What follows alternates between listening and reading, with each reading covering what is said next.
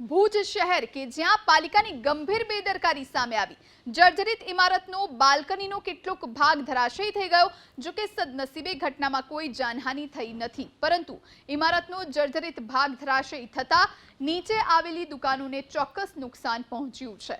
આપ દ્રશ્યો જુઓ। આ તમામ કામગીરી ભાડાની છે અને ભાડાના અધિકારીઓ જે બેદરકારીઓથી શહેરની અંદર જે G5 ની જર્જરિત બિલ્ડિંગો છે એ બિલ્ડિંગોની અંદર આજ દિવસ સુધી શું કામગીરી કરી એનું પૂછાણું લેવાનું છે।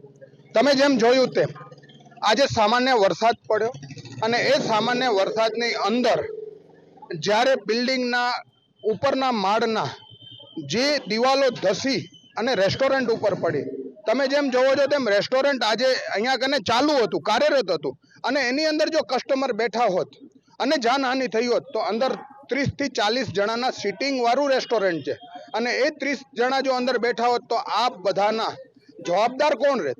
કોઈને કોઈ આજે તમે જોવો છો તો 30 જણા અંદર બેઠા હોય ને ઉપરથી કોઈ વસ્તુ પડે તો એની અસરતા કેટલી રહે અને કોઈનો જીવ ગયો હોત તો એના જવાબદાર કોણ રહેત?